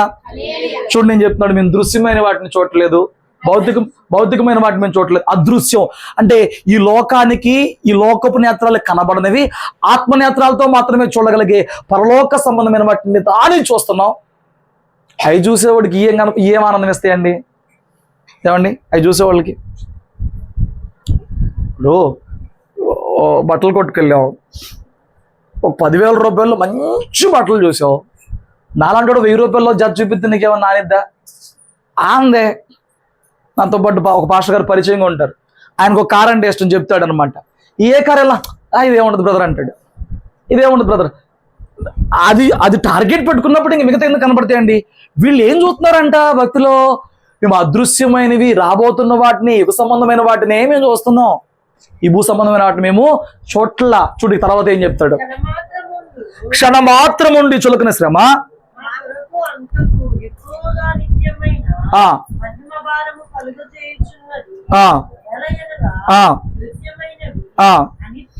ఈ కంటికి కనబడేవి అనిత్యము, ఇవి నిత్యం ఉండవు. అదృశ్యంగా ఉన్నవే కంటికి కనబట్ల భౌతిక కంటికి అవి నిత్యముగా ఉంటాయి. అంటే నిత్యమైన వాటి కోసం భక్తి చేస్తున్నారు వీళ్ళు. పూర్వం దోషకుడు, పూర్వం హానికరుడు, పూర్వం ఏమండి ఇంకేమన్నాడు, హింసకుడైన ఈ పౌలు గారు ఇప్పుడు ఎలా మారిపోయాడు? ఈ భౌతికమైన అనిత్యమైన వాటిని చూడడం మానేసేసి నిత్యమైన వాటి వైపు చూసి శ్రమలు చులకనగా ఎంచుకుని, బాధలు చులకనగా ఎంచుకుని, నిందలు చులకనగా ఎంచుకుని, శోధనలు చులకనగా ఎంచుకుని, కొరడా దెబ్బలు 39 దెబ్బలు 4 మార్లు చులకనగా ఎంచుకుని, సముద్రములో వాడబగలి దిగంబరగా జీవించి చులకనగా ఎంచుకుని, చెరసాలను చులకనగా అన్ని చులకనగా ఎంచుకున్నాడు. ఎందుకు? ఇవి ఎంతకాలం అండి? ఇవి అనిత్యము. ఈ భౌతికమైన ఎంతకాలం అండి? మేము నిత్యమైనవి చూస్తున్నాం. అవి పోల్చుకుంటే ఎక్కడండి? ఏం చూస్తున్నారంట? నిత్యమైనవి, అదృశ్యమైనవే చూస్తున్నారంట. భౌతికమైనవి ఎక్కడండి అని అంటున్నాడు. స్తోత్రం చెప్పు. నేను అంటున్నాను, లోకం వైపు చూడొద్దు, దేవుని వైపు చూడు. నిత్యమైనవి ఉన్నాయి. ఆయన మనకిచ్చే స్వాస్థ్యం అంట అక్షయమైనది, నిర్మలమైనది, వాడబారు స్వాస్థ్యం ఇవ్వబోతున్నాడు అంటండి. ఈ లోకంలో ఎన్ని గిఫ్ట్లైనా పొందుకో, అక్షయం అంటే క్షయము కాని బహుమతి మనకు రాబోతుంది. క్షయము కాదు, పాడవదు, మట్లో కలిసిపోదు. ఈ లోకంలో సమస్త క్షయమైపోయేదే, ఈ భూమితో సహా. కానీ దేవుడు మనకు పరలోకంలో ఇవ్వబోతున్న స్వాస్థ్యం ఏదైతే ఉందో క్షయమైనది, అక్షయమైనది, ఎప్పటికీ పాడవదు. దేవుడిని పరలోకంలో ఏది ఇచ్చినా ఎప్పటికీ పాడవదు. పాడైపోద్దా? నాకు ఒకసారి ఎవరో ఒక పర్సు గిఫ్ట్గా ఇచ్చారండి. వాళ్ళు ఏదో గిఫ్ట్గా ఇచ్చారు, వాడగా వీళ్ళు రోజు చూసి, అయ్యా అదేంటయ్యా పర్సు అంత పాడైపోయింది, దాన్నే వాడుతున్నారు. ఎవరో ప్రేమతో ఇచ్చారు, జేబులో పెట్టుకుని పాడైపోయింది. ఇలా అంటారు, అదేం పర్సు అయ్యా, ఇంకో పర్సు తీసుకుందాం, ఇప్పుడు అది పాడైపోతుంది. ఎంతలా గిఫ్ట్ లోకంలో పొందుకున్నా క్షయమైపోద్ది, పాడైపోద్ది. ఏమండి? నిర్మలమైనదంట పరలోకంలో మనకు వచ్చే స్వాస్థ్యం ఎలాంటిదంట? నిర్మలమైనది. నిర్మలం అంటే అందులో ఎటువంటి దోషం ఉండదు, ఎటువంటి లోపం ఉండదు, ఎటువంటి కల్మషము ఉండదు. పరలోకంలో మనకు నిర్మలమైన స్వాస్థ్యం దక్కపోతుంది. ఏమండి? వాడబారని స్వాస్థ్యం, దాని సొగసులో, దాని అందంలో, దాని సౌందర్యం కొంచెం కూడా వాడిపోదండి, కొంచెం కూడా వాడిపోదు. అలాంటి స్వాస్థ్యం మనకి ఇస్తున్నాడంట. హల్లెలూయా. ఈ భూమి మీద ఎలాంటి భక్తి చేయాలి మనం? ఎలాంటి భక్తి చేస్తున్నాం మనం? చూడండి, అందుకే ఇంకొక వచనం చెప్తున్నాను. 5వ అధ్యాయం, పక్కన ఉన్న 5వ అధ్యాయం 7వ వచనం. ఈ దేహములో నివసించుచున్నంత కాలము ప్రభువు మనకు దూరముగా ఉన్నామని ఎరిగియుండియు ఎల్లప్పుడూను ధైర్యము గలవారమై ఉన్నాము. ఇట్లు ధైర్యము కలిగి ఈ దేహమును విడిచిపెట్టి ప్రభువునొద్ద నివసించుటకు ఇష్టపడుచున్నాము. ఎవరన్నా మనలో ఉన్నారా? ఏదన్నా బాధ వచ్చినప్పుడు ఎందుకండి బతుకు అని అంటున్నారు తప్ప ఎవరన్నా ఇట్లా చెప్పగలరా? ధైర్యం కలిగి దేహం విడిచిపెట్టి ప్రభుని వద్దకు వెళ్ళిపోతాను, ధైర్యంగా చెప్తున్నాను, ఈ దేహం వదిలేసి ప్రభు దగ్గరికి వెళ్ళిపోతాను, ఎవరు చెప్పగలరండి? ఈ భక్తి చేయాలండి మనం. ధైర్యంగా చెప్పాలి, ధైర్యంగా చెప్పాలి. ఏమండి? ఏమని చెప్పాలి? నేను ధైర్యంగా చెప్తున్నాను, నేను ఈ దేహాన్ని వదిలిపెట్టే ప్రభు దగ్గరికి వెళ్ళడానికి సిద్ధంగా ఉన్నాను. నువ్వు అన్నంత మాత్రం నేను పిలవలేండి రాత్రి, కానీ అలాంటి భక్తి చేయాలి. అంటే ఆమె నేను చెప్పలే కానీ చూడండి, ఇంక ఎందుకంటాడంటే 9 దేహబంధు ఉన్నను విడిచినను ఎలా ఉండాలంట? చూడండి, నేను చెప్తున్నాను, అందరం క్రైస్తవులమే, అందరం ఇక్కడ క్రైస్తవులమే, అందరం భక్తి చేస్తున్నాం, అందరం దేవుని బిడ్డలమే. ఇక్కడ దేవునికి తన మన భేదాలు ఏమీ లేవు, మాకు భేదాలు ఏమి లేవు. కానీ నువ్వు చేసే భక్తి ఎలాంటిదో దాని గురించి ప్రశ్న ఈ రాత్రి అంతా కూడా. ఈ భౌతిక సంబంధమైన వాటినే పొందుకుంటే ఇక్కడ ఉంటాం, మనలో కొందరు పరలోకంలో ఉంటాం, మిగతా వాళ్ళని ధనవంతుడి పక్కన కూర్చుని కేకలేస్తాం. వీడు మన పక్కన మనతో పాటు మందిరంలో ఉన్నాడు కదా, వీడు మనతో పాటు ఇదే బోధ విన్నాడు కదా, వాడు అక్కడ ఎందుకు కూర్చున్నాడు, నేను ఇక్కడ ఎందుకు కూర్చున్నాను అని ఆ రోజున ప్రశ్న వేసుకుంటే నీకేం దక్కదు. ఇక్కడ చెప్తున్నాడు, దేహం అందున్నా దేహం విడిచిన ప్రభుకి ఇష్టంగా బ్రతకాలి. ఎందుకంటే ఎందుకనగా ఆ తాను జరిగించిన క్రియల చొప్పున ఆ అవి మంచివైనాను సరే చెడ్డవైనాను సరే ఆ దేహముతో జరిగించిన వాటి ఫలమును ఆ ప్రతి వాడును పొందినట్లు ఆ మనమందరమును ఆ క్రీస్తు న్యాయపీఠం ఎదుట ఆ ప్రత్యక్షము కావాలి. ఎందుకంటే ఈ దేహంతో చేసే పనులు మంచివైనా చెడ్డవైనా ప్రతిఫలం కొరకు ఒక రోజున మనం ఆయన న్యాయపీఠం ఎదుటంట ప్రత్యక్షం కావాల్సిందే. ఈ రోజు వరకు ఏ పాపం చేసినా ఎజ్రాదైనా నీదైనా క్షమించబడింది బాప్తీసం తీసుకున్నాక. కానీ ఈ రోజు నుంచి నువ్వు దేహంతో ఏవైతే చేస్తున్నావో అన్ని రికార్డ్ చేయబడతాయి. ఒకవేళ నువ్వు పశ్చాత్తాపడి వాటి విషయాన్ని గుర్తెరిగి పశ్చాత్తాపడి క్షమించయ్యాని కన్నీరు కారిస్తే దేవుడు కృప చూపి క్షమిస్తే తొడవబడితే తప్ప నువ్వు మరిచిపోయి వాటిని అలాగే ఉంచుకున్నావనంటే ఒక రోజున అక్కడికి వెళ్ళినప్పుడు నిలబడిపోతావు. అక్కడికి వెళ్ళినప్పుడు దేవుడు తీర్పులోకి తెస్తాడు. తీర్పులోకి తెచ్చినప్పుడు నీ క్రియలను బట్టి నీకు అక్కడ అసలైన బహుమానం వేస్తాడు. మనం ఈ భౌతికమైన వాటిని చూస్తుంటే మురిసిపోతున్నాం, చూపించుకుంటున్నాం. ఏమండి, ఇదిగో నేను ఎంత ఇల్లు కట్టుకున్నాను, ఎంత బంగారం కొనుక్కున్నాను, లేకపోతే ఇదిగో నేను అక్కడ లతి కారుకున్నాను, వీటిని చూసే మురిసిపోతున్నాం. ఇవి క్షయమైపోతాయి, ఇవి లోకంలో ఉండవు, ఇవి అనిత్యములో, ఇవి నిత్యం ఉండవు, ఇవి దృశ్యమైనవి. మనం దేని వైపు చూడాలంట? అదృశ్యమైనవి. ఏమండి, నిత్యమైన వాటి కోసం మనం వెతికి ప్రయత్నం చేయాలి. చూడండి అంటున్నాడు, దేహమందున్నా విడిచిన ఇష్టలుగా భక్తి చేయాలి. ధనం వైపు కాదు పరిగెత్తాల్సింది. ఈ లోకం వరకే భక్తి చేసేవాడు దౌర్భాగ్యుడైపోతాడంట. నేను మొదటి నుంచి ఎవరి దాకా నా ప్రయాసం అంటే నీ భక్తి ఈ లోక సంబంధంగా వరకే కాకూడదు. రాగల రోజులు ఇంకా భయంకరమైన రోజులు వస్తున్నాయి. రాబోయే రోజులు ఇంకా శోధనకరమైన దినాలు వస్తున్నాయి. ఈ భయంకరమైన దినాలను బట్టి, శోధనలు బట్టి నువ్వు పరలోకంలో ఉండేలాగా నువ్వు ఈ భూ సంబంధం వైపు చూడకుండా పరమును చూసి భక్తి చేసే బిడ్డగా మార్చబడాలి. క్రీస్తు న్యాయపీఠం మీద నిలబడినప్పుడు నేనైనా నువ్వైనా బడా మంచి నమ్మకమైన దాసుడా, శోధనలో నాతోనే ఉన్నావు, బాధలో నాతోనే ఉన్నావు, సంతోషంలో నాతోనే ఉన్నావు. దేవుడు నిన్ను గురించి సాక్ష్యం ఇచ్చి నిన్ను అక్కడ కిరీటం పెట్టి ఘనపరిచే భక్తి నువ్వు చెయ్యాలండి.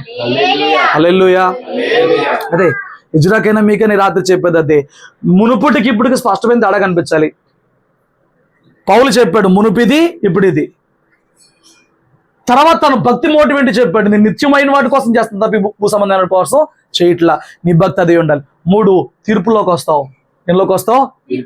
తీర్పులోకి వస్తావు. జరిగించింది దేహంతో జరిగించినవి చెడ్డమైనా మంచివైనా నేను ఎవరు మానిటర్ చేయక్కర్లా, నేను ఎవరు చూడక్కర్లా, నీకోసం ఎవరు స్పైన్ పెట్టక్కర్లా, క్యాంప్ పెట్టక్కర్లా, నీకోసం నీ క్రియల్ని రుజువు చేస్తాకి. చెడ్డవైనా మంచివైనా న్యాయపీఠలు నిలబడతావు. ఆ నిలబడిన రోజున ఈ రోజు నువ్వు ఈ మోటివ్తో భక్తి చేస్తే, నిత్యత్వం కోసం భక్తి చేస్తే నువ్వు బలా మంచి నమ్మకమైన దాసుడా అని అనిపించుకుంటావు. హల్లెలూయా. ఈ రోజు చాలా మంది ఏమండి ఈ ధన సంబంధమైన బోధ కొరకే ఆ దురద చెవులు కలిగి ఏమండి ఈ ధన సంబంధమైన ఆశీర్వాదాల సంబంధమైన బోధ కోసమే ఆరాటపడి ఇష్టమైన సాకులు పోగు చేసుకుంటున్నారే. ఒక రోజు ఏం జరిగిద్దారంటే అక్కడ వాళ్ళు తిట్టుకుంటూ మొదలెడతారు, ఈ పాస్టర్ నన్ను ఎట్ట చేశాడు పాస్టర్, పరలోకం కోసం భక్తి చేయించకుండా ఆశీర్వాదాలు ఇది నమ్మల్ని బరిగెత్తిచ్చాడు, ఇవే సాక్ష్యాలు చెప్పించాడు, ఇవే భక్తి అని చెప్పించాడు. సాతాను అడిగాడు, యోబు ఎందుకు భక్తి చేశాడంట? ఊరికే చేస్తున్నాడా? ఊరికే ఎందుకు భక్తి చేస్తున్నాడు? అన్ని ఎత్తున్నావు కాబట్టి చేస్తున్నాడు. దేవుడు ఇచ్చే వాటి ఈ భూ సంబంధమైన వాటి కోసం భక్తి చేయకు, కానీ అన్ని ఇస్తాడు నువ్వు నీతిని రాజ్యం వెతికినప్పుడు. కానీ న్యాయపీఠం మీద నిలవబడాలనే విషయం గుర్తుపెట్టుకుని నువ్వు భక్తి చేయి. అప్పుడు ఈ భక్తిలో నువ్వు నేను కూడా అలా కొనసాగితే, బోధించిన నువ్వైనా నేనైనా విన్న నీవైనా ఇదే జీవిస్తే ఇదే ఆనందాన్ని పరలోకంలో కలిసి మనము పొందుకుంటాం, ఆరాధిస్తాం, ఆనందిస్తాం. అట్టి భాగ్యం, అట్టి కృప ఈ బోధలో కొనసాగి మనందరము కూడా సంపాదించుకుందాము గాక. ప్రార్థన చేసుకుందాం. తల్ల వంచండి.